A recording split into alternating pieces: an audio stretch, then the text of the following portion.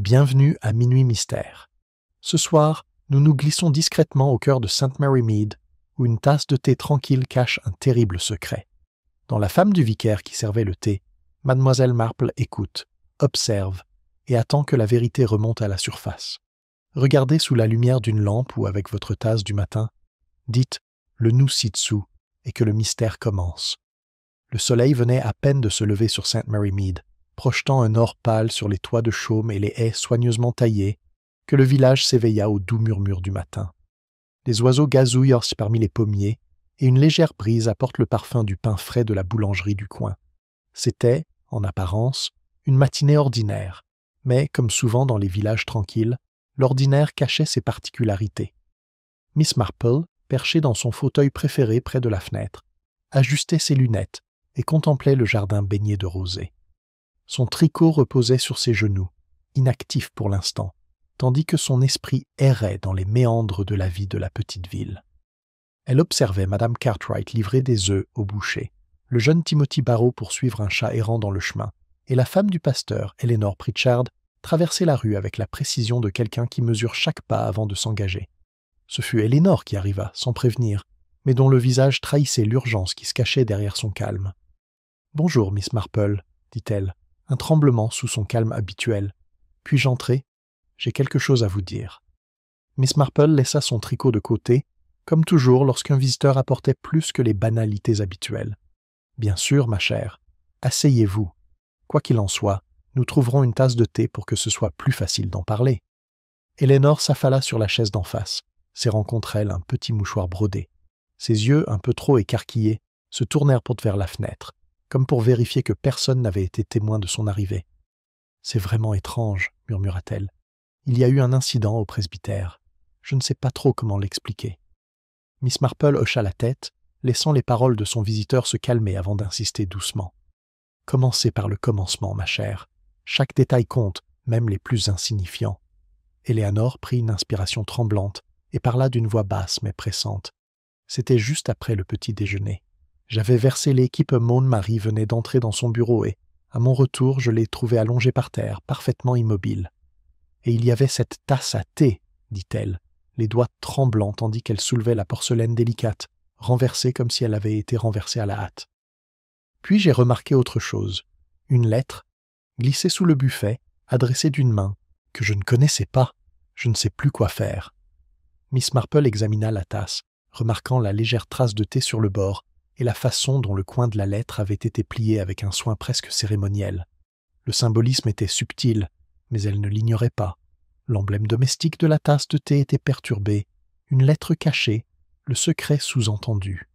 Ces deux éléments suggèrent que les apparences étaient soigneusement préservées, même face à la catastrophe. « Quelqu'un d'autre est-il entré au presbytère ce matin ?» demanda Miss Marple d'une voix douce mais ferme. Eleanor secoua la tête. « Non, ce n'était que le personnel de maison. Mais ils vont tous à leurs tâches habituelles. Je n'arrive pas à les imaginer. » Sa voix tremblait. Miss Marple inclina la tête, remarquant l'hésitation. « Vous voulez dire que le personnel de maison est fiable, mais vous doutez de quelqu'un d'autre, peut-être un visiteur inattendu ?» Eleanor hocha la tête. « Oui, je suppose que c'est ça. Il y a eu des tensions récemment, mais rien qui, à mon avis, puisse mener à ça. » Une lueur de compréhension traversa l'esprit de Miss Marple. Des villages comme St. Mary Mead abritent souvent des tempêtes sous des apparences paisibles, des sentiments non exprimés, des dettes impayées, des mots prononcés pour plaisanter mais jamais oubliés. Et c'étaient précisément ces courants invisibles qui pouvaient se transformer en actes si bruts, si imprévus, qu'une simple matinée pouvait être brisée. Elle sirota son thé, laissant la chaleur l'envahir et apaiser ses premières pensées.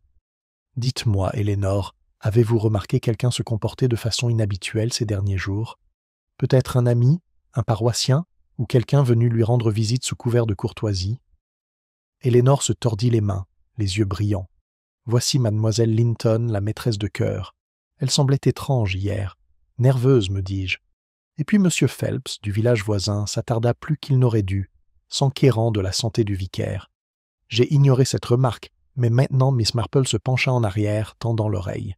Déjà, les fils se tissaient, reliant comportements passés, petites anomalies et tensions subtiles à des schémas qu'elle avait observés dans d'innombrables foyers. Ce qui semblait banal à un œil non averti contenait souvent des germes de vérité. Et la lettre, ajouta Miss Marple d'une voix mesurée. Que disait-elle si vous la lisiez? Elinor secoua de nouveau la tête. Je n'ai pas osé. J'avais peur que cela provoque quelque chose de pire. J'ai pensé que vous pourriez peut-être me conseiller. Le regard de Miss Marple s'adoucit, mais s'aiguisa à la fois. Nous allons gérer la situation avec prudence. L'important est de ne pas déranger plus que nécessaire, jusqu'à ce que nous comprenions parfaitement la situation. Souvent, le plus petit détail oublié révèle la plus grande vérité. Dehors, le village poursuivait ses rituels matinaux, inconscient de l'ombre désormais projetée sur le presbytère. À l'intérieur, Miss Marple commença à répertorier chaque mot, chaque hésitation, chaque regard que Elinor lui avait adressé. Déjà, elle percevait que cet incident était moins un accident qu'un effondrement de la fragilité humaine, dissimulé sous les manières et la civilité de Sainte Mary Mead. Elinor se leva pour partir, serrant toujours son mouchoir. « Je suppose que je dois retourner au presbytère, Miss Marple. Je ne sais pas quoi faire d'autre. »« Prends garde, ma chère, » dit Miss Marple en se levant, « et ne laisse personne toucher quoi que ce soit dans la maison. Chaque mouvement raconte une histoire, le plus petit geste pourrait bien être le plus révélateur. » Tandis qu'Elinor s'éloignait, Miss Marple retourna à sa chaise, tricotant à la main, mais son esprit était loin d'être inactif. La tasse de thé, la lettre, les réactions de ceux qui étaient d'ordinaire prévisibles, tout parlerait, si seulement elle écoutait avec la patience qu'elle avait acquise au fil des décennies. Sainte Mary Mead, semblait-il, ne resterait plus aussi tranquille qu'avant, et la matinée tranquille laissait déjà place à un mystère qui toucherait tous les recoins du village. Miss Marple regardait par sa fenêtre et Elinor Pritchard regagnait le chemin en hâte, le soleil matinal reflétant les épingles de son chapeau. La tasse de thé, soigneusement enveloppée dans du lin sur l'insistance d'Elinor, et la lettre cachée avaient semé le trouble dans le village, bien que personne ne fût encore conscient de l'ampleur du trouble. En sirotant son thé, Miss Marple songea à la nature des secrets dans les petits villages, comme Sainte Mary Mead, même le plus simple geste, le plus simple regard pouvait cacher plus qu'il ne révélait, et comment les suppositions de chaque habitant trahissaient souvent la vérité autant que n'importe quel témoignage.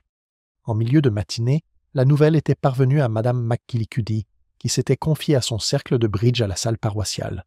« J'ai entendu dire que le curé est souffrant, » dit-elle en baissant la voix, comme si les murs eux-mêmes pouvaient transmettre les ragots à de mauvaises oreilles. La pauvre Éléanor l'a trouvé, paraît-il, étendue par terre, une tasse de thé renversée. Quel choc dans notre paisible village! Aussitôt, les théories commencèrent à se multiplier. Madame McGillicuddy se pencha vers Madame Price, qui suggéra aussitôt peut-être une crise cardiaque, ou pire encore, qui aurait pu souhaiter du mal au révérend Pritchard. Ou un accident, proposa Madame Bryant, la femme du boulanger, en croisant les mains avec anxiété. Le vicaire est plutôt distrait, et on ne sait jamais s'il a trébuché sur le tapis de son bureau. Une telle maladresse pourrait expliquer Miss Marple, écoutant discrètement depuis l'embrasure de la porte, remarqua la tension sourde dans les voix des femmes. Chacune interprétait un rôle, la réaliste prudente, la moraliste craintive, la pragmatique s'accrochant à la plausibilité. Pourtant, de subtils changements trahissaient une suspicion sous-jacente, comme la façon dont le regard de Madame Price s'attardait sur la direction du presbytère, ou dont Madame Bryant évitait le contact visuel en évoquant le tapis. Chaque nuance était un fil conducteur, et Miss Marple avait l'intention de le suivre où qu'il mène. Pendant ce temps, au presbytère, Elinor Pritchard luttait pour garder son sang-froid en attendant l'arrivée de la police. Le personnel de maison rôdait à une distance discrète. Madame Lewis, la gouvernante, marmonnait sur l'imprudence des ragots, tandis que la jeune Mary, la femme de chambre, tordait son tablier avec un malaise visible. Chaque mouvement, chaque hésitation, révélait de petites fissures l'inquiétude d'une loyauté mal placée, l'appréhension de l'exposition sociale et parfois l'instinct de protection ou de dissimulation. L'inspecteur Slack arrive peu après, vif et professionnel. « Madame Pritchard, j'ai cru comprendre que vous aviez trouvé votre mari en détresse ?» demanda-t-il en scrutant la pièce d'un œil exercé. Y avait-il un signe d'acte criminel? La main d'Elinor tremblait lorsqu'elle lui tendit la tasse de thé enveloppée. « Rien de visible, monsieur. Je savais seulement qu'il était par terre à mon retour de la cuisine. Et il y a cette lettre cachée sous le buffet. J'ai préféré ne plus la déranger. » Slack haussa un sourcil. « Nous allons l'examiner attentivement. Mais dites-moi, y avait-il quelqu'un d'autre dans la maison ce matin ?» Elinor secoua la tête, répétant ce qu'elle avait dit à Miss Marple. Pourtant, son regard se porta vers Madame Lewis, comme en quête de réconfort. Miss Marple, observant silencieusement depuis son coin, remarqua que le regard d'Elénor trahissait l'espoir que quelqu'un présentateur l'absence pourrait l'absoudre de tout soupçon, même injustifié. Plus tard, à l'épicerie du village, la conversation avait déjà dégénéré. M. Phelps, le fermier voisin qui avait visité le presbytère, s'appuya sur le comptoir et raconta sa version avec une exagération méticuleuse. « Je suis passé juste pour m'enquérir des nouvelles du révérend, vous savez, et j'ai trouvé mademoiselle Pritchard dans un état assez grave. Absolument extraordinaire. J'ai du mal à croire qu'une chose pareille puisse arriver ici. »« Mais qu'en est-il de la lettre ?» demanda Madame Brown en serrant un sachet de sucre. « Cela pourrait indiquer un désagrément ?» Miss Marple, entendant par hasard depuis la porte, nota mentalement une chose. Dans des villages comme St. Mary Mead, les lettres étaient rarement de simples messages de banalité. Leur dissimulation, le soin apporté à leur dissimulation, laissait souvent entrevoir des conflits personnels, des liaisons amoureuses, des dettes ou des griefs que les villageois préféraient sauvegarder secrets. De l'autre côté du pré, mademoiselle Linton, la maîtresse de chœur, s'attardait près de la boîte aux lettres, tripotant nerveusement ses gants. Son regard se posait sans cesse sur le presbytère. Malgré son calme apparent, le léger pli de son front et la légère rougeur qui lui montait aux joues trahissaient une agitation et une réaction émotionnelle dignes d'intérêt. Miss Marple avait appris au fil des ans que de telles réactions, souvent ignorées par les autres, témoignent souvent davantage de culpabilité ou de peur que n'importe quelle accusation directe. À midi, un schéma se dessine. Si certains villageois attribuèrent rapidement la chute du vicaire à un accident ou à des causes naturelles, d'autres échafaudèrent des récits spéculatifs impliquant des visiteurs, des tensions familiales, voire des vendettas imaginaires. Chaque récit révélait moins la vérité et davantage les préjugés, les espoirs et les craintes du narrateur. Miss Marple comprenait que, dans les petites communautés, les ragots étaient eux-mêmes un objet symbolique, reflétant des vérités cachées dans leur distorsion. Revenant à ses pensées, Miss Marple considéra la juxtaposition de la tasse de thé renversée et de la lettre cachée. Toutes deux étaient familières et intimes, mais toutes deux annonçaient une perturbation. Et si le vicaire était vulnérable, chaque personne passant devant le presbytère, chaque murmure échangé, chaque regard échangé s'inscrivait dans un tableau plus vaste, que Miss Marple entendait interpréter avec une précision patiente. À l'approche du soir, Elénor revint de quelques courses, serrant à la main une lettre de demande de renseignement d'un paroissien. Elle s'arrêta sur le pas de la porte, hésitant avant d'entrer. Miss Marple, observant la scène, remarqua le léger tremblement de ses doigts et la rigidité subtile de sa posture. Il y avait de la peur, certes, mais aussi une détermination prudente, un besoin de se protéger, peut-être même d'elle-même. L'esprit de Miss Marple catalogue chaque incident de la journée, les murmures, les regards, les gestes nerveux et les petits objets symboliques laissés derrière. Déjà, elle sentait le réseau invisible se resserrer, révélant des connexions que seul un observateur attentif pouvait discerner. Et si la journée avait commencé avec la promesse tranquille d'une matinée normale, à la tombée de la nuit, les courants sous-jacents de St. Mary Mead s'étaient déplacés. La suspicion avait commencé sa lente et inévitable propagation, et l'ordinaire avait cédé la place au sinistre. Quelque part, cachées sous les bonnes manières et la civilité, les premières graines de vérité avaient commencé à germer, et Miss Marple avait l'intention de surveiller leur croissance avec patience depuis des décennies. Le lendemain matin, St. Mary Mead vibrait d'une urgence qu'elle n'avait plus connue depuis le scandale du recteur, des décennies plus tôt.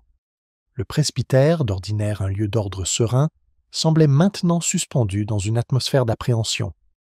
Miss Marple, observant depuis le portail de son jardin, vit un cortège de villageois arriver à la poste, à la boulangerie et au jardin, leur conversation ponctuée de apartés feutrés et de rires nerveux. Chaque regard, chaque voix hâtivement baissée, portait une pointe de suspicion. À l'intérieur du presbytère, l'inspecteur Slack avait commencé son enquête préliminaire. Il se montre courtois, efficace et déterminé à clore l'affaire rapidement. « Nous devons envisager toutes les possibilités, » dit-il à Elénor tandis qu'il traversait les pièces. « Accident, cause naturelle, ou, moins vraisemblablement, atteinte intentionnelle. Votre mari a-t-il été menacé ?» Elénor secoua la tête, les lèvres serrées. « Pas de menace, monsieur, même s'il y a eu des tensions dans la paroisse, des désaccords mineurs, des jalousies mesquines. Rien de grave, je vous l'assure. » Slack fronça les sourcils. Malgré tout, ces petits désaccords peuvent s'envenimer. Mieux vaut être minutieux. J'aimerais interroger individuellement le personnel de maison, puis quelques villageois qui auraient pu être en contact avec le vicaire récemment. » Miss Marple, assise tranquillement dans un coin, le laissa continuer. Elle avait déjà remarqué le comportement du personnel la veille, leur politesse et leurs hésitations subtiles, et les trouvait assez prévisibles. Le village, cependant, offrait un terrain d'observation plus riche. En milieu de matinée, l'attention commença à se porter sur un visiteur en particulier, M. Phelps, le fermier voisin, dont la visite interminable au presbytère avait d'abord semblé innocente. Il était arrivé sous prétexte de prendre des nouvelles du révérend, confia Elénore à Mlle Marple, mais il s'attarda bien plus longtemps que prévu et parut tendu, presque évasif. L'esprit de Miss Marple catalogue ses impressions, pesant le pour et le contre. M. Phelps était plutôt affable, connu pour sa générosité au village, mais les légers signes de nervosité, les regards fuyants, les mains agitées, laissaient présager quelque chose de plus grave. Était-ce de la culpabilité, ou simplement de l'anxiété liée aux circonstances? Pendant ce temps, d'autres villageois faisaient part de leurs observations. Mademoiselle Linton, la maîtresse de chœur, avait été vue quittant le presbytère plus tôt que d'habitude, soi-disant pour aller chercher des partitions. Madame Price rapporta l'avoir remarqué d'un rouge inhabituel, la démarche précipitée et les yeux baissés. Madame Bryant affirme avoir aperçu une silhouette près de la haie qui bordait le jardin du presbytère la veille, sans toutefois pouvoir l'identifier. Miss Marple remarqua l'interaction entre le timing, les gestes et les tentatives presque imperceptibles de détourner l'attention. Chaque détail, pris isolément, pouvait paraître insignifiant. Pourtant, pris ensemble, il dessinait une mosaïque d'incohérences et d'anxiété humaine. Slack, désireux de tirer des conclusions préliminaires, suggéra à Elénore que nous devions envisager la possibilité d'un intrus. Et si tel était le cas, la personne qui connaissait le mieux les habitudes du ménage aurait pu en avoir l'occasion. Quelqu'un d'extérieur au foyer avait-il connaissance de l'agencement du bureau? Elénore hésita, puis admit. Il y a des paroissiens qui viennent souvent parler à mon mari, certes, mais le bureau est rarement fréquenté. Sauf M. Phelps peut-être, et Mademoiselle Linton, bien qu'elle ne pénètre jamais dans ses appartements privés. L'attention de Miss Marple s'aiguisa. La lettre restait cachée sous le buffet. Son caractère secret, combiné à ses subtiles intrusions, suggérait une série de petites manipulations plutôt qu'une impulsion soudaine et violente. La façade paisible du village, désormais brisée, dissimulait des motivations bien humaines, la jalousie, la curiosité et l'instinct de protéger sa réputation. Dehors, les rumeurs allirent à bon train. Madame McGillicuddy, assise avec son tricot près du jardin, partageait sa propre théorie avec Madame Cartwright. Je crois bien que M. Phelps avait des raisons d'être en colère contre le vicaire. Les fermiers se disputent de souvent à propos des dîmes ou des affaires paroissiales. On imagine aisément qu'il Miss Marple laissa la phrase en suspens. Les suppositions étaient le facile, les confirmations rares. Et pourtant, elle y voyait une fausse piste utile, un suspect plausible dont les motivations pouvaient détourner l'attention de la vérité. Dans l'après-midi, le personnel du presbytère avait été interrogé, les habitudes domestiques consignées et plusieurs villageois interrogés. Miss Marple observait discrètement les légers tremblements de comportement, un regard trop vite détourné, un mot soigneusement choisi, une main effleurant une lettre ou un objet qui aurait dû rester intact. Chaque geste était une petite révélation. De retour chez elle, Miss Marple repensa à ce qu'elle avait observé. La tasse de thé renversée restait un symbole frappant d'une vie domestique perturbée, un petit objet indiquant une perturbation.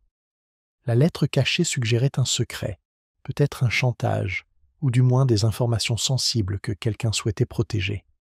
Et maintenant, les actions des villageois fournissent des schémas, l'attardement de Phelps, le comportement évasif de Linton, la silhouette mystérieuse de Madame Bryant près de la haie.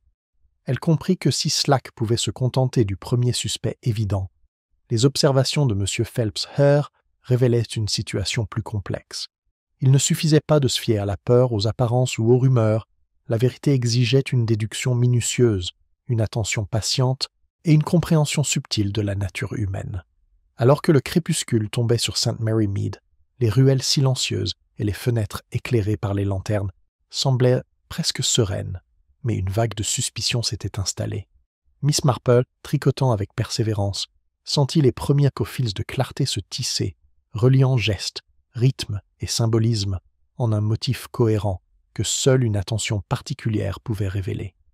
Et quelque part dans le village, celui qui avait troublé cette matinée paisible, celui responsable de la chute du vicaire, ignorait que Miss Marple était déjà en train de reconstituer les détails les plus infimes et les plus révélateurs. Un simple faux pas, un simple manque d'émotion, les révélerait au moment opportun. L'esprit de Miss Marple catalogue ses impressions, pesant le naturel et l'artificiel. M. Phelps était assez affable, connu pour sa générosité dans le village, mais les petits signes de nervosité, yeux fuyants, mains agitées, mimiques, suggéraient quelque chose de plus. Serait-ce de la culpabilité ou simplement une anxiété née des circonstances? Pendant ce temps, d'autres villageois expriment leurs propres observations. Mademoiselle Linton, la maîtresse de chœur, avait, on l'a vu, quitter le presbytère plus tôt que d'habitude, soi-disant pour aller chercher des partitions. Madame Price. Il a rapporté avoir remarqué qu'elle était inhabituellement rouge, ses pas précipités et ses yeux baissés. Madame Bryant a insisté sur le fait qu'elle avait aperçu une silhouette près de la haie qui bordait le presbytère. Jardin la veille, bien qu'elle ne puisse pas identifier qui. Miss Marple a noté l'interaction du timing, des gestes et des tentatives presque imperceptibles de rediriger l'attention. Chaque détail considéré isolément peut paraître insignifiant. Pourtant, pris ensemble, ils ont peint une mosaïque d'incohérences et d'anxiété humaine. Slack, désireux de tirer des conclusions préliminaires, suggéra à Eleanor « Nous devons considérer la possibilité d'un intrus. » Et si c'était le cas, la personne qui connaissait le mieux les habitudes du ménage ont eu l'occasion. Quelqu'un en dehors du foyer a-t-il eu connaissance des conclusions de l'étude, mise en page? Eleanor hésite, puis admet qu'il y a des paroissiens qui viennent souvent me parler. Mon mari, oui, mais le bureau est rarement fréquenté par quelqu'un d'autre, sauf M. Phelps peut-être, et Miss Linton, bien qu'elle ne pénètre jamais dans ses appartements privés. L'attention de Miss Marple s'aiguisa. La lettre restait cachée sous le buffet. Son secret, combiné à ses intrusions subtiles, suggérait une chaîne de petites manipulations plutôt qu'une impulsion soudaine et violente. La façade calme du village, désormais fracturée, dissimulait des motivations qui, il s'agissait de jalousie, de curiosité et d'instinct trop humains pour protéger sa propre réputation. Dehors, les rumeurs allaient aussi bon train. Madame McGillicuddy, assise avec son tricot près du green, a partagé sa propre théorie avec Madame Cartwright. Je crois que M. Phelps avait des raisons de être en colère contre le vicaire. Les agriculteurs se disputent plus souvent à propos des dîmes ou des affaires paroissiales. Ce n'est pas hors de question, imaginant qu'il Miss Marple laissa la phrase en suspens. Les suppositions étaient faciles pour la confirmer, rares. Et pourtant, elle a reconnu la graine d'un harangue rouge utile, un suspect plausible dont les motivations pourraient détourner l'attention de la vérité. Dans l'après-midi, le personnel du presbytère avait été interrogé, les routines ménagères documentées, et plusieurs villageois ont été interrogés. Miss Marple a observé en silence les légers tremblements dans le comportement un regard trop vite détourné, un mot soigneusement choisi, une main effleurant une lettre ou un objet qui aurait dû rester intact. Chaque mouvement était une petite révélation. De retour chez elle, Miss Marple repensa à ce qu'elle avait observé. La tasse à thé était restée un symbole vivant d'une vie domestique perturbée, un petit objet indiquant une perturbation. Lettre cachée suggérant un secret, peut-être du chantage, ou au moins des informations sensibles sur quelqu'un souhaité protéger. Et maintenant, les actions des villageois fournissent des modèles persistants pour Phelps, Linton comportement évasif, la silhouette mystérieuse de Madame Bryant près de la haie. Elle s'est rendue compte que même si Slack pourrait se contenter du premier suspect évident, M. Phelps, mes propres observations ont révélé une histoire plus complexe. Il ne suffisait pas de se fier à la peur, à l'apparence ou à la vérité des ragots exigeait une déduction minutieuse, une attention patiente et une compréhension subtile de la nature humaine. Alors que le crépuscule tombait sur St. Mary Mead, les ruelles tranquilles et les fenêtres éclairées par des lanternes semblaient presque sereines, mais un soupçon sous-jacent s'était installé. Miss Marple, tricotant avec acharnement, sentit premier fils de clarté se tisser ensemble, reliant les gestes, le timing et le symbolisme, en un tout cohérent, un modèle que seule une attention particulière peut révéler. Et quelque part, dans le village, la personne qui avait perturbé ce matin calme, le responsable de la chute du vicaire, ignorait que Miss Marple était déjà en train de reconstituer l'histoire. Les plus petits détails, les plus révélateurs. Un seul faux pas, un simple glissement émotionnel les révélerait lorsque le moment était venu. Le lendemain matin, St. Mary Mead semblait vibrer d'une énergie prudente, comme si le village lui retenait son souffle. Miss Marple marchait lentement le long du chemin, observant les subtils changements dans les habitudes de ses voisins. Les enfants paraissaient inhabituellement calmes, et les adultes s'attardaient près de leur porte, échangeant regards et murmures. La tasse de thé du presbytère, soigneusement enveloppée de lin, était devenue un emblème murmuré, évoqué seulement dans des spéculations à demi formées, mais il restait fermement ancré dans l'esprit de Miss Marple. Eleanor Pritchard arriva à la porte de Miss Marple, un petit paquet sous le bras. « J'ai pensé que vous aimeriez peut-être voir ceci, dit-elle doucement, en s'engageant sur le chemin. Il est arrivé hier soir, oblitéré de Londres. Je ne reconnais pas l'écriture. » Miss Marple prit le paquet, remarquant les plis soignés et le léger parfum de lavande. Des détails faciles à manquer, mais qui suggéraient une main habituée aux attentions et aux cérémonies. « L'ordinaire cache souvent plus que l'extraordinaire, » murmura-t-elle, tandis qu'Éléonore hochait la tête, incertaine mais confiante dans la sagesse de la vieille femme. À l'intérieur, l'enveloppe révélait une simple feuille de papier, à l'écriture soignée mais réfléchie. Miss Marple parcourut les mots du regard, notant leur formalité, la légère hésitation dans les traits de plume et une formulation particulière qui suggérait à la fois l'urgence et une volonté de tromper.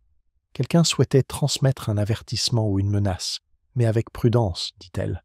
Et le choix de cette lettre cachée sous le buffet est délibérément un message destiné à être découvert uniquement par ceux qui connaissent les habitudes de la maison. Les lèvres d'Éléonore se pincèrent. Qui ferait une chose pareille? Miss Marple sourit faiblement. « Ah, ma chère, c'est bien là la question. Mais il faut observer les moindres détails.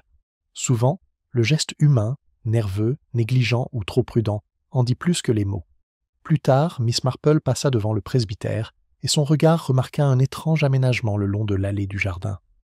Une petite parcelle de terre remuée près de la haie suggérait que quelque chose avait été enlevé ou enterré, et le motif des empreintes de pas indiquait une certaine hâte, mais aussi une certaine prudence.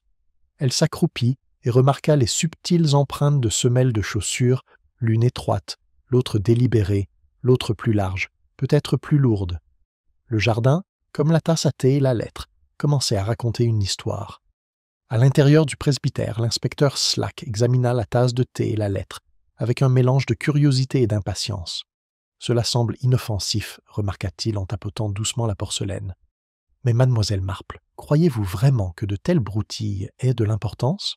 Le regard de Miss Marple était fixe, sa voix posée.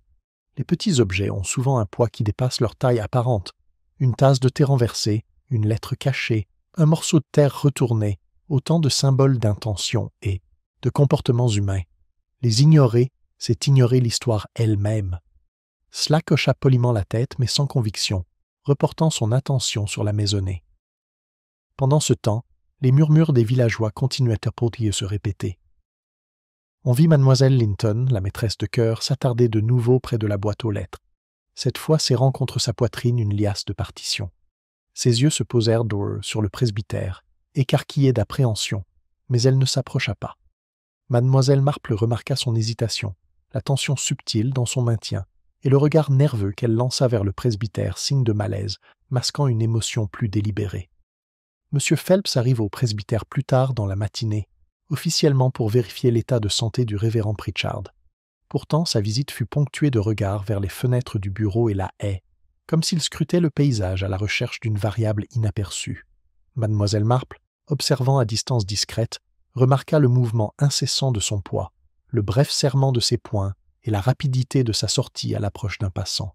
Chaque mouvement, chaque regard apportait une pièce à un puzzle subtil qui révélerait des motivations invisibles aux autres. Dans l'après-midi, un sentiment de malaise s'empara du village. Miss Marple, assise tranquillement avec son tricot, passa en revue ses observations, l'anxiété d'Éléonore, la lettre énigmatique, le sol perturbé, les gestes nerveux de mademoiselle Linton et le comportement furtif de M. Phelps. Elle discerne les contours d'une histoire se dessiner, même si plusieurs détails restaient opaques. Le symbolisme des objets du quotidien, la tasse de thé, la lettre, le sol, témoignait de l'intrusion de vérités cachées dans la vie quotidienne, tout comme les ragots et les soupçons s'insinuent dans le quotidien du village. Le personnel du presbytère restait circonspect, veillant à ne pas révéler des informations qu'il n'avait peut-être pas pleinement comprises. Pourtant, de légers signes, une hésitation inutile, un regard échangé, une voix basse suggéraient que chacun avait remarqué plus qu'il n'en avait avoué. Miss Marple comprenait que ces indices subtils, accumulés au fil du temps, révélaient souvent l'essence même des intentions humaines, bien plus sûrement qu'une confession ouverte. Alors que le soleil disparaissait à l'horizon, Eleanor rentra de ses courses, sans autre correspondance à la main, mais avec une inquiétude palpable. Le regard perçant de Miss Marple remarqua le tremblement de ses mains, l'ajustement minutieux de son châle et le regard prolongé qu'elle jeta vers le buffet où la lettre avait été cachée. Eleanor ignorait quelque chose qu'elle révélait dans ses petits gestes, et Miss Marple comptait bien les observer attentivement. Plus tard, les villageois se rassemblèrent près de la verdure, sous la lumière du soir. Les conversations étaient autant prudentes mais insistantes, les regards furtifs et les mains serrées autour des poteaux et des sacs à main. Le comportement de chaque villageois offrait à Miss Marple des indices subtils, une expression insouciante, une ombre de culpabilité, ou la posture défensive de quelqu'un qui garde un secret. Elle catalogua chaque fragment, comprenant que les schémas de conduite humaine, constants, mais souvent négligés, finiraient par la guider vers la vérité. À la tombée de la nuit, Miss Marple retourna s'asseoir près de la fenêtre, son tricot reposant sur ses genoux. Le village endormi semblait dissimuler sous le calme apparent des couches d'intention, de tromperie et de peur subtile qui pulsent au rythme du cœur de Sainte Mary Mead. Et parmi elles, la personne qui avait perturbé la matinée du vicaire portait désormais une ombre d'impatience, ignorant que Miss Marple remarquait déjà les infimes signes de culpabilité. Une observation attentive, un geste négligé, pouvait révéler le chemin de la vérité. Miss Marple s'attardait près du portail du presbytère, observant le subtil flux et reflux de la vie du village. La matinée était lumineuse, mais une tension inhabituelle flottait dans St. Mary Mead, comme si l'air même annonçait des révélations à venir. Les enfants, habituellement turbulents en jouant, chuchotaient derrière les clôtures et les haies, tandis que les adultes avançaient avec une raideur déterminée, jetant des coups d'œil répétés vers le presbytère. Même les tâches les plus banales, la livraison du lait, le balayage des devantures, semblaient être répétées, ponctuées de regards furtifs et de demi-sourires qui trahissaient le malaise. À l'intérieur du presbytère, Eleanor Pritchard accueillit Miss Marple avec un mélange de soulagement et d'inquiétude. « Je vous suis reconnaissante d'être venue si tôt, » dit-elle doucement en la conduisant vers le salon. « J'ai l'impression que chaque recoin de cette maison recèle un secret aujourd'hui. » Le regard de Miss Marple parcourut les meubles et la décoration familière, ne remarquant rien d'extraordinaire au premier coup d'œil. Pourtant, elle se souvient de la tasse de thé, de la lettre cachée et du morceau de terre retourné dans le jardin, symbole subtil d'intrusion et d'intention cachée. « Les secrets, ma chère, se cachent souvent là où on s'y attend le moins, » répondit-elle en s'installant dans son fauteuil, et c'est précisément leur dissimulation qui les rend si révélateurs. Eleanor hésita, les doigts frottant un mouchoir. « Il y a autre chose. Monsieur Phelps est rentré hier, et je ne pouvais me défaire d'un sentiment de malaise. Il posait trop de questions sur les habitudes matinales du révérend, et il semblait inhabituellement attentif au personnel de maison. J'ai bien peur qu'il Miss Marple leva doucement le doigt. Ne tirons pas de conclusions hâtives. La suspicion peut obscurcir le jugement aussi, vite que le brouillard sur la route. Pourtant, il convient de noter quelles questions sont posées et comment elles le sont. Souvent, la forme trahit l'intention plus que le fond. Plus tard dans la matinée, un événement curieux ajouta une nouvelle dimension à l'intrigue. Mademoiselle Linton, la maîtresse de chœur, arriva au presbytère, soi-disant pour répéter la musique du service du dimanche. Ses mains serrèrent trop fort la partition, les bords se tordaient, et ses yeux s'écarquillaient d'une anxiété contenue. « Mademoiselle Marple, » murmura Eleanor, « je crois qu'elle en sait plus qu'elle ne l'avoue. » Miss Marple inclina la tête, observant chaque mouvement de Linton. Le pliage précis des partitions, la subtile hésitation avant d'entrer dans le bureau, la façon dont elle évitait certains objets dans la pièce étaient autant de gestes mineurs, mais chacun avait son importance. Dans les petits villages, le comportement humain se lisait souvent comme un livre lorsqu'on en connaissait les subtilités de l'expression, de la posture et de l'évitement. Pendant ce temps, Madame Bryant et Madame McGillicuddy se réunissaient près du bureau de poste, échangeant observations et spéculations. « Je n'arrive pas à croire que la chute du révérend ait été un simple accident, » insista Madame Bryant. Quelque chose a dû la provoquer. Mais qui? Les yeux de Madame McGillicuddy se plissèrent. Je vis M. Phelps s'attarder plus que la bienséance ne le permettait, et Mademoiselle Linton semblait agitée. Tous deux sont curieux, mais les apparences sont trompeuses. On ne sait jamais distinguer une inquiétude sincère d'une inquiétude dissimulée. Miss Marple, flânant le long du pré, énumérait ses opinions en silence. Elles étaient un mélange de perspicacité et de distraction, de vérité mêlée de perspicacité, un parfait reflet de la nature humaine. Elle examinait l'interaction entre les comportements des villageois et les symboles laissés dans le presbytère. Chaque tasse de thé, chaque lettre, chaque regard reflétait une motivation, une opportunité et un instinct de dissimulation. L'après-midi fut une révélation. En examinant le bureau, Miss Marple remarqua une légère imperfection sur le tapis près du bureau, une infime éraflure, suggérant qu'il avait été déplacé récemment. En dessous, une légère trace de terre, rappelant la tache perturbée qu'elle avait aperçue dans le jardin, suggérait une légère correspondance. La correspondance entre ces deux détails était subtile mais significative. Quelqu'un était entré dans le bureau, avait manipulé des objets et les avait remis en place d'une manière qui suggérait à la fois soin et urgence. Les pensées de Miss Marple se tournèrent vers la psychologie humaine. L'auteur de cet acte, peut-être uniquement destiné à effrayer, était prudent, délibéré, mais portait une légère marque d'impulsivité. Le choix de cacher la lettre sous le buffet, la manipulation des objets ménagers et les signaux subtils du village étaient autant de fils qui, tissés ensemble, formèrent une carte provisoire des intentions. À l'approche du soir, Eleanor exprima son inquiétude face à la multiplication des visites et demandes inhabituelles. Même le facteur semblait hésitant ce matin, jetant un coup d'œil au presbytère comme s'il craignait quelque chose de fâcheux, dit-elle. Et des paroissiens murmurent avoir aperçu des inconnus près des haies. Miss Marple hocha la tête pensivement. L'ordinaire, perturbé, révèle des vérités autrement invisibles. Chaque action, hésitation, omission peut être un signal, et les gestes les plus discrets sont souvent ceux qui racontent le plus d'histoires. Avant de partir, Miss Marple s'arrêta près de la fenêtre, observant la lumière déclinante du presbytère. Son esprit catalogua les motifs l'anxiété d'Eleanor, l'attention furtive de M. Phelps, le calme agité de Miss Linton, les subtiles traces de terre et la lettre cachée. Chaque indice était une pièce du puzzle complexe du comportement humain, symbole de motivation, de dissimulation et de pression sociale. Et pourtant, malgré tout ce qui avait été observé, le calme apparent du village demeurait trompeusement intact. La verdure, le chemin, les haies, chaque recoin conservait son aspect quotidien. Mais Miss Marple percevait les subtils courants sous-jacents, les tensions sous-jacentes aux sourires et aux manières. Quelqu'un protégeait un secret, peut-être même plusieurs, et il faudrait un démêlage minutieux pour le révéler.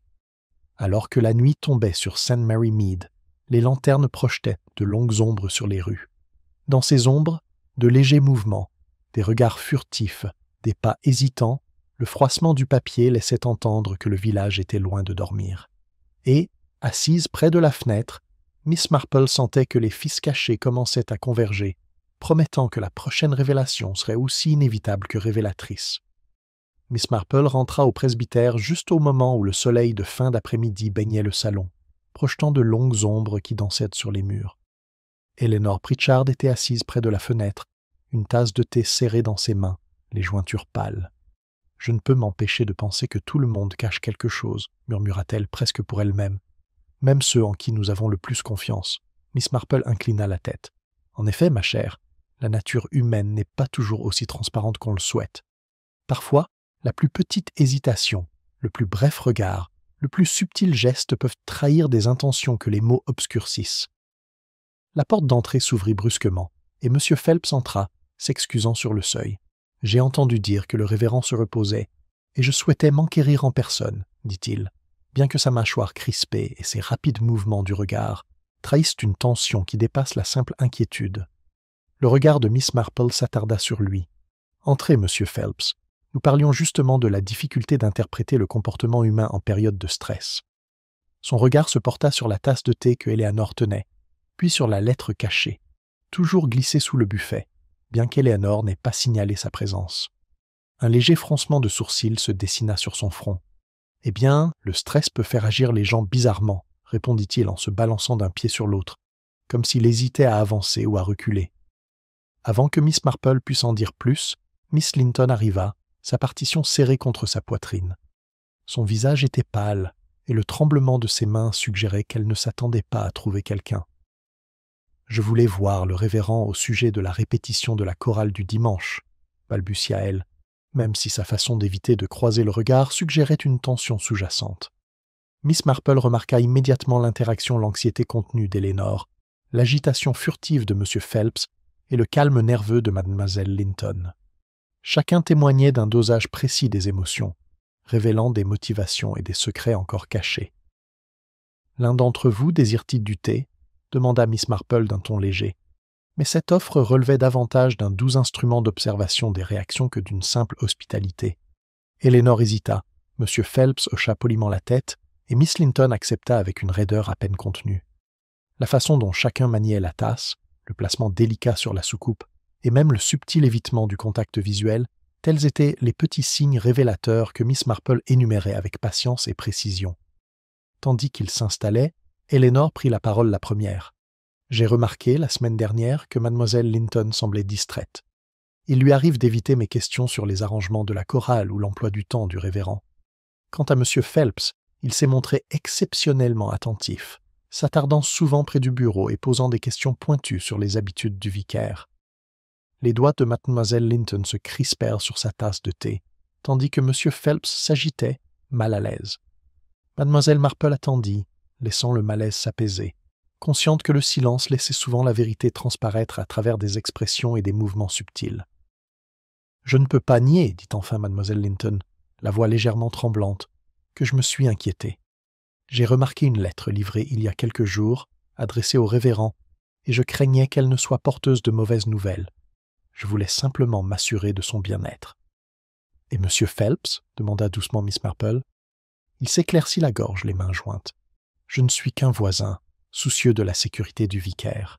Il y a eu des tensions au sujet des affaires paroissiales, certes, mais rien de plus que ce que pourrait ressentir tout citoyen respectable. Je n'ai pas cherché à intervenir au-delà de ce qui était approprié. » Le regard de Miss Marple, doux mais inébranlable, s'attarda sur chacun d'eux. Derrière leurs paroles, les subtilités du langage corporel, les hésitations et les aveux sélectifs dessinaient un tableau plus complexe. Les motivations étaient multiples, mêlées au devoir social, à la peur et à l'instinct de protéger sa réputation. Plus tard, tandis qu'Elénor allait chercher du thé, Miss Marple examina la petite parcelle de terre remuée dans le jardin. Les éraflures, les légères empreintes et la trace de terre sur le tapis du bureau créaient un motif suggérant des manipulations ou des investigations répétées. Quelqu'un était entré et avait manipulé l'espace avec précaution et urgence, ce qui laissait présager à la fois une opportunité et un mobile. De retour au salon, elle observa à nouveau le groupe. Les doigts d'Elénor jouaient avec la dentelle de sa manche. Le regard de Mademoiselle Linton se porta vers le buffet, comme si elle craignait d'être découverte, et M. Phelps serra les mâchoires, un geste presque imperceptible trahissant sa frustration. Ces gestes, mineurs isolément, expriment collectivement des tensions, des ressentiments, des peurs et des secrets enfouis qui commençaient à refaire surface. Les réflexions de Miss Marple dépassent la simple observation. À St. Mary Mead, comme dans tout village, les apparences étaient méticuleusement préservées, mais sous la surface couverte de vieilles rancunes, des rivalités et des dettes exprimées. Les objets symboliques, la tasse de thé, la lettre, la terre, étaient des représentations physiques de ces tensions, chacune révélant silencieusement un comportement humain façonné par l'orgueil, la peur et le devoir. À la tombée de la nuit, Elénor exprima son inquiétude persistante. Il est difficile de croire que ces tensions puissent mener à une situation aussi grave. Pourtant, je ne peux ignorer le malaise qui grandit chaque jour qui passe. Miss Marple hocha la tête. L'ordinaire, lorsqu'il est perturbé, révèle souvent plus que ce que nous souhaitons voir. En observant attentivement et patiemment, nous pouvons retracer les schémas de comportement humain et, avec le temps, comprendre les actions qui ont pu conduire à cet incident. Dehors, le village s'installait dans le silence, préparant la tombée de la nuit. Des lanternes vacillaient le long du chemin, projetant de longues ombres sur les haies et les seuils. Pourtant, dans ces ombres, les signaux subtils persistaient un regard nerveux, un pas hésitant, un soupir étouffé. Miss Marple les énuméra soigneusement, Sachant que la révélation suivante ne viendrait pas du spectaculaire ou de l'évident, mais des petits mouvements constants de ceux qui avaient connaissance de ce qui s'était passé. Et quelque part à St. Mary Mead, dissimulée sous des gestes de politesse et des paroles prudentes, la personne responsable du dérangement matinal du vicaire ignorait que Miss Marple percevait déjà les plus faibles signes de culpabilité. Un faux pas oublié, un geste révélateur, et la vérité allait commencer à se dessiner. Le lendemain matin, une brume fraîche s'abattit sur St. Mary Mead, plongeant le village dans un silence fantomatique qui contrastait fortement avec la tension qui couvait encore sous ces rues. Miss Marple arpentait lentement le chemin, son regard perçant les subtiles perturbations laissées par les rassemblements de la veille.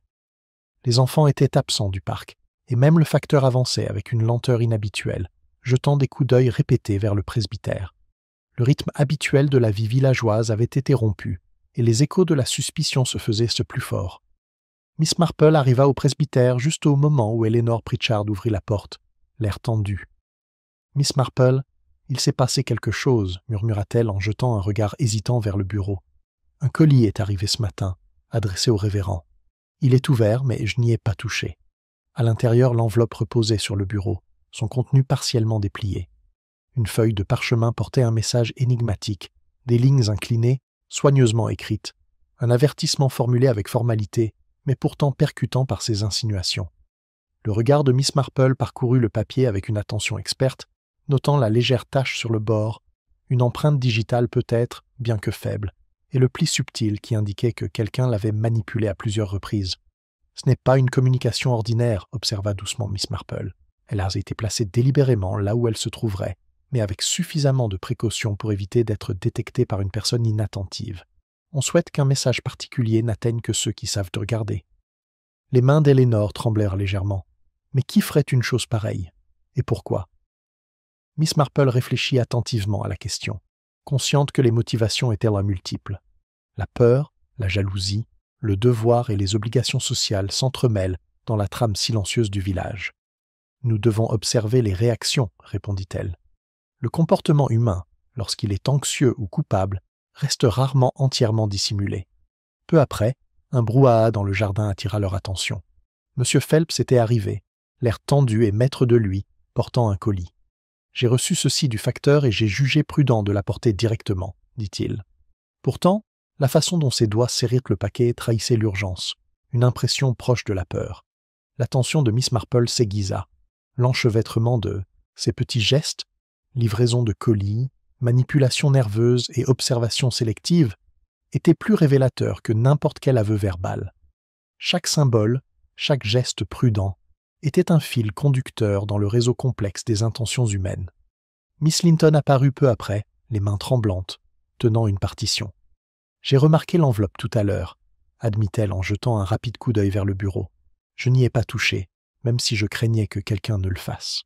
La tension est palpable, et je ne peux l'ignorer. » Sa voix tremblait, mais son regard trahissait une détermination à garder son calme, un masque masquant l'incertitude et peut-être la peur.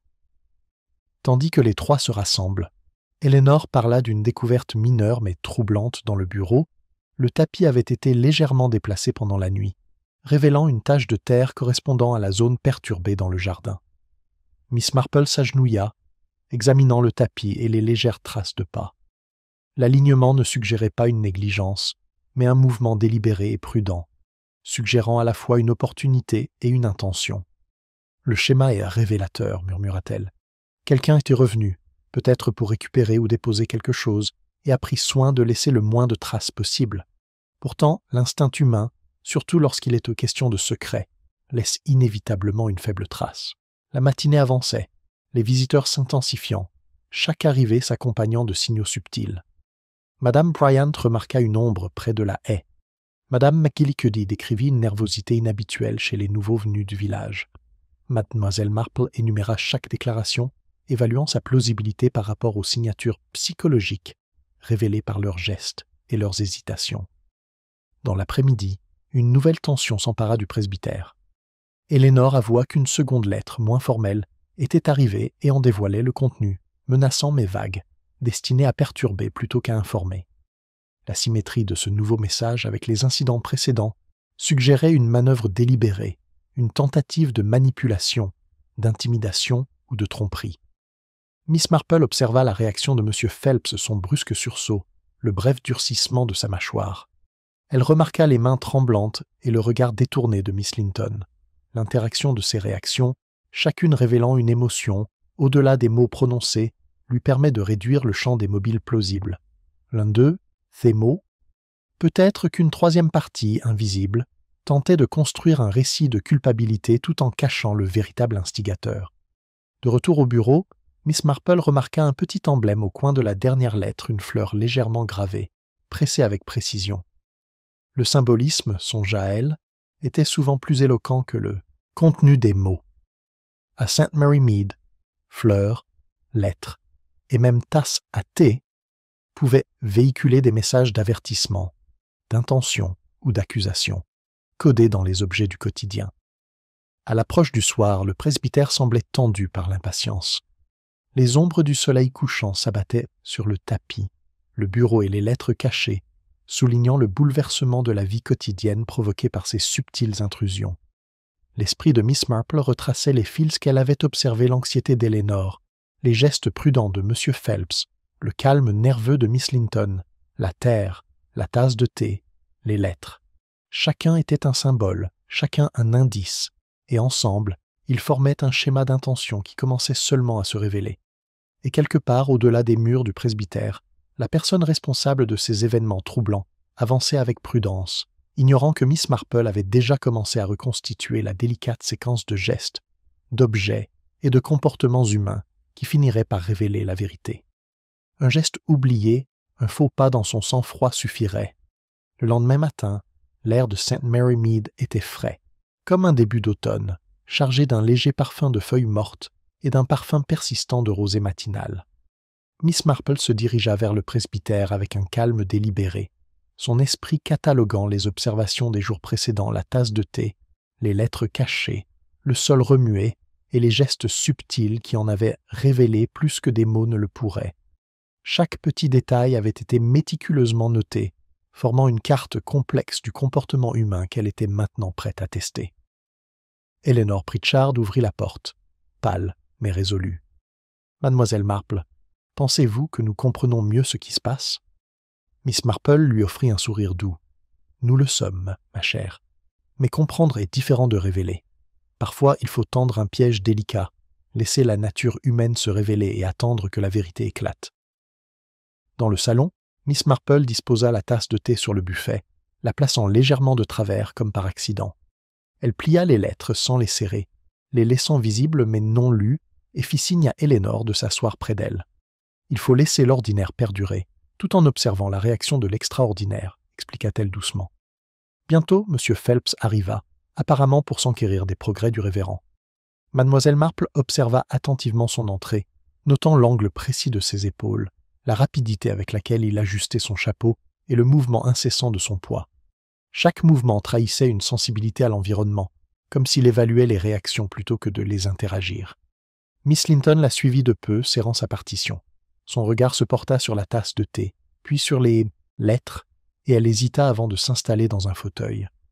Les mains d'Eléanor tremblèrent légèrement lorsqu'elle leur offrit du thé, un geste qui sembla résonner dans la pièce, suscitant des réactions plus révélatrices que des paroles. Miss Marple entama une conversation informelle sur les habitudes de la paroisse, les répétitions et les petites courses, d'un ton léger et discret. Le but n'était pas d'interroger directement, mais d'observer les réactions naturelles suscitées par des questions apparemment banales. Ce fut M. Phelps qui révéla le premier une subtile faille dans son sang-froid.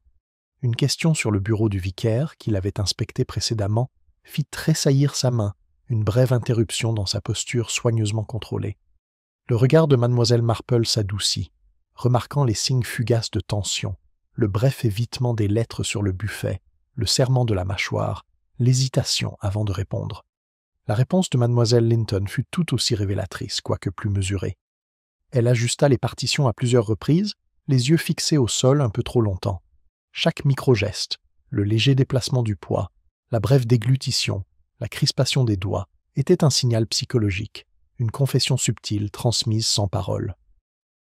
Miss Marple laissa le silence s'installer, laissant à la pièce le temps de respirer, observant le jeu des regards et des gestes. L'anxiété d'Eléanor était tempérée par l'espoir, mais elle laissait parfois entrevoir les lettres cachées, comme si elle cherchait à s'assurer que rien de plus ne serait révélé prématurément. Un mouvement soudain, presque imperceptible, attira l'attention de Miss Marple, une main effleurant le bord du buffet, près de la lettre pliée. Le mouvement était si léger que n'importe qui d'autre aurait pu le manquer complètement, mais pour Miss Marple, il en disait long. Quelqu'un avait trafiqué la correspondance, testant les réactions, et risquait maintenant de se révéler par impatience et par une exposition subtile. Elle parlait doucement, mêlant une remarque désinvolte sur la préférence du vicaire pour l'ordre, la fragilité de la routine et le réconfort des objets familiers. On s'habitue aux petites choses, n'est-ce pas? Une tasse égarée, une lettre cachée, tout cela perturbe l'esprit plus qu'on ne le pense.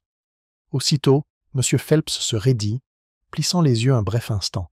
Les doigts de Mademoiselle Linton hésitaient sur la musique, tandis que Eleanor resserrait sa prise sur sa tasse de thé. Mademoiselle Marple laissa la tension se développer pleinement, observant comment l'instinct prenait le pas sur la civilité. Finalement, Miss Marple sourit d'une voix légère, mais décidée. « Il semble, mes chers amis, que l'ordinaire puisse révéler des vérités que nous aurions autrement négligées. En observant attentivement, nous percevons les intentions, les hésitations et les subtiles façons dont les secrets se manifestent.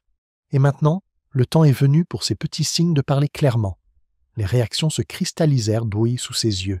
Une toux nerveuse, un regard baissé, un déplacement de poids et un serrement de poing presque imperceptible. Chaque signal converge pour révéler le point de tension, l'origine de la manipulation et l'auteur de l'intention qui avait perturbé le calme de St. Mary Mead. Miss Marple laissa s'écouler quelques instants supplémentaires, laissant le piège psychologique se solidifier.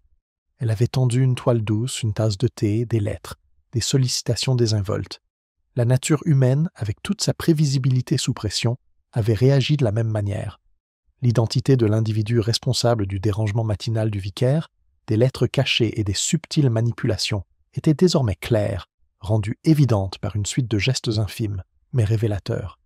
Tandis que la salle retenait son souffle dans l'attente collective, le regard de Miss Marple se posa fermement sur la silhouette dont les mouvements trahissèrent la culpabilité, dont les tentatives subtiles de dissimuler les intentions avaient échoué, et dont les secrets étaient sur le point d'émerger pleinement. Elle savait que la révélation finale ne requiert que l'orchestration d'une déclaration, d'un geste ou l'exposition d'un objet symbolique. Dehors, le village poursuivait son rythme paisible, inconscient que les courants sous-jacents du comportement humain au sein du presbytère allaient refaire surface.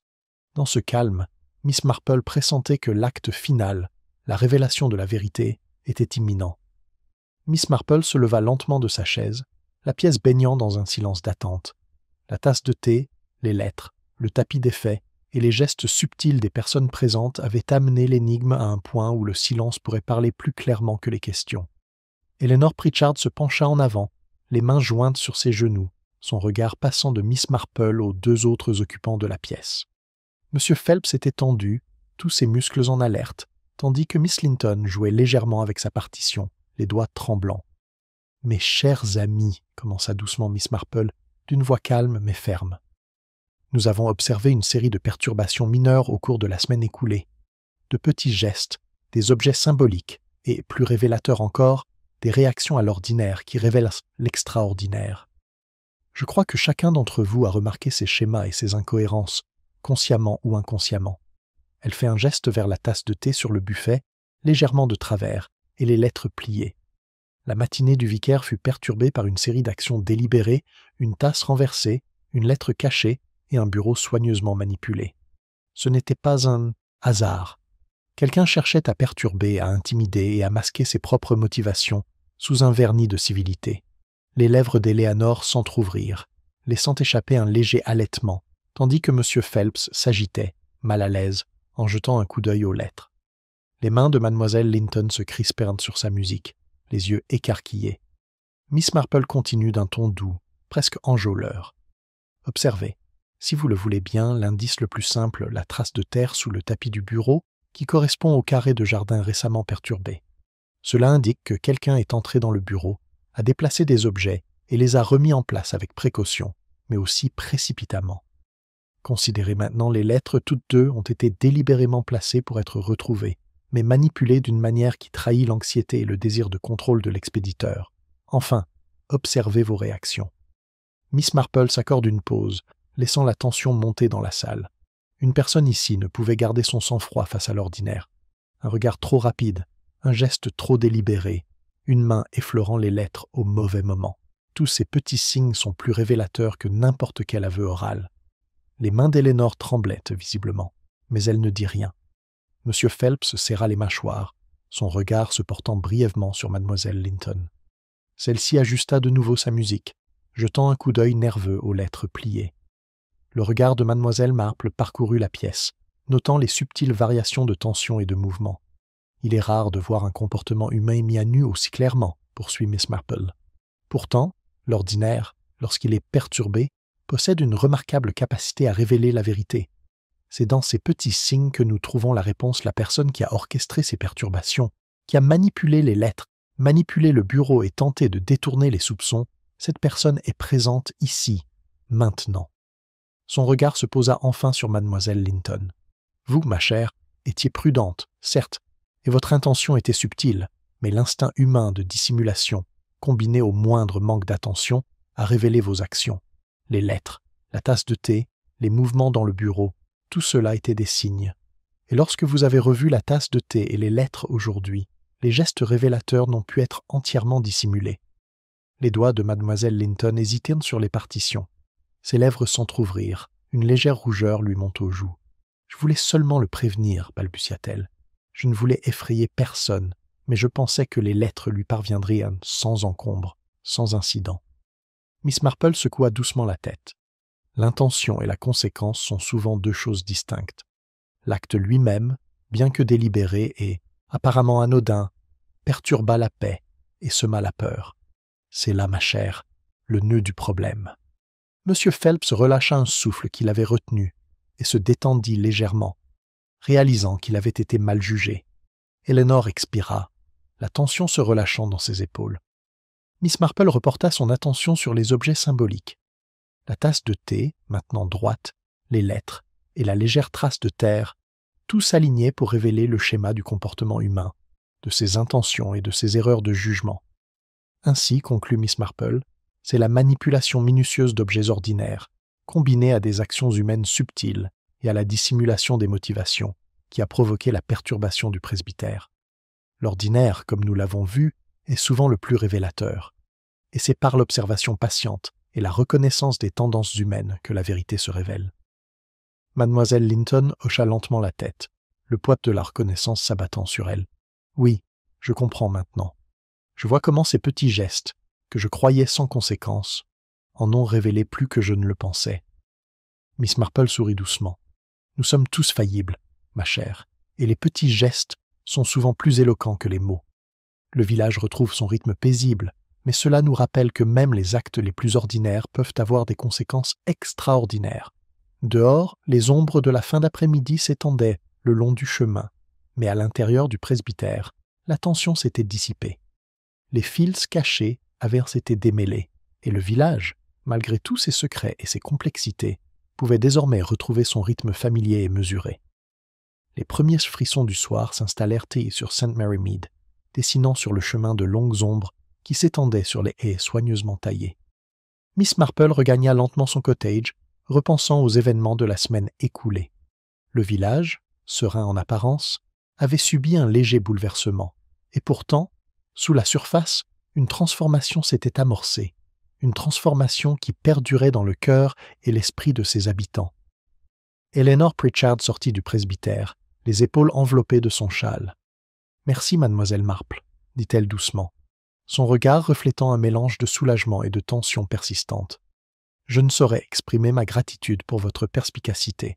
Sans vous. » Miss Marple secoua la tête avec un léger sourire. « C'est l'ordinaire, ma chère, qui révèle souvent l'extraordinaire, et c'est la patience, l'observation et la compréhension de la nature humaine qui nous permettent de voir ce que d'autres pourraient ignorer. » À l'intérieur du presbytère, Mademoiselle Linton remit soigneusement les partitions dans l'ordre, les mains désormais fermées. La rougeur de ses joues s'était estompée, remplacée par un silence contemplatif. Elle avait appris, de la manière la plus subtile, comment même les petits gestes et les intentions cachées pouvaient se répercuter, affectant la vie d'autrui d'une manière qu'elle n'avait pas anticipée. M. Phelps s'attarda un instant au portail, échangeant un signe de tête poli avec Eleanor avant de se diriger vers la ruelle. Son attitude était calme, même si son regard trahissait une prudence retrouvée. Il avait été mal jugé, ses intentions soigneusement mesurées et finalement innocentes, et pourtant, la suspicion l'avait néanmoins touché. Miss Marple retourna dans son salon et s'installa près de la fenêtre avec son tricot. Dehors, le village s'animait à nouveau de son doux rythme. Les enfants jouaient tranquillement près du pré. Les adultes arpentèrent les ruelles en échangeant de brèves salutations. Et les commerçants tenaient leur comptoir avec une efficacité méticuleuse.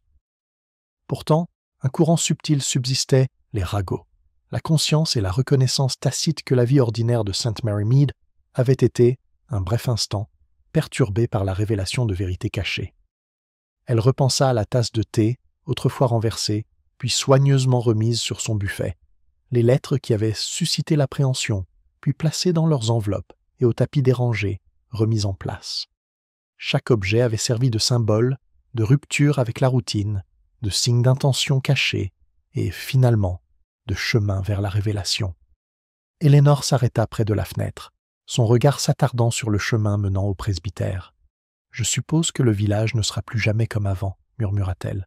« Même les petits secrets, une fois révélés, changent notre regard les uns sur les autres. » Miss Marple hocha la tête.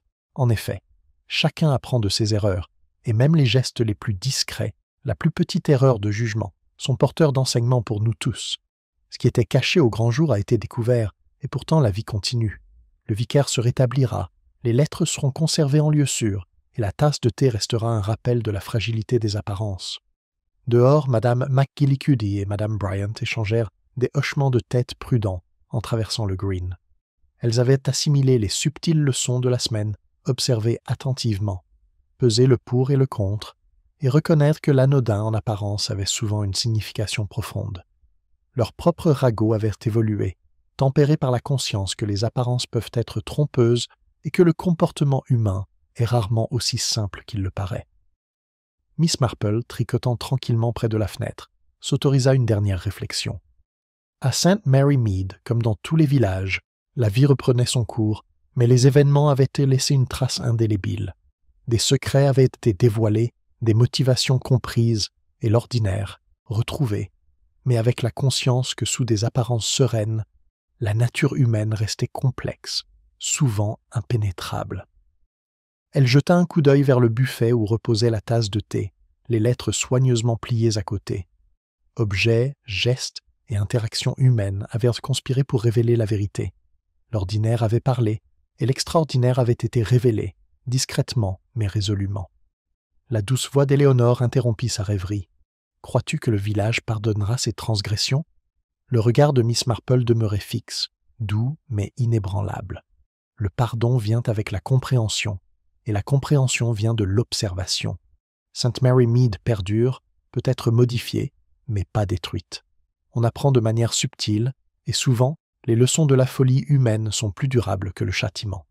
Les ombres s'allongeaient, tandis que les derniers villageois rentrèrent chez eux, les portes se refermant doucement dans la fraîcheur du soir. Miss Marple, son tricot posé sur ses genoux, regardait le village se calmer. Elle comprenait, comme toujours, que les apparences pouvaient cacher autant qu'elles révélaient, que l'orgueil et le secret étaient indissociables, et que dans le monde ordinaire, même les plus petites actions pouvaient avoir des conséquences aussi subtiles que profondes. Dans le calme de son cottage, Miss Marple s'autorisa un léger sourire, consciente que le village avait résisté au bouleversement, que des motivations cachées avaient été révélées, et que la nature humaine, malgré toute sa complexité, demeurait le meilleur instrument pour découvrir la vérité. La vie à St. Mary Mead continuerait d'être calme, mesurée, mais à jamais teintée par le souvenir du passé.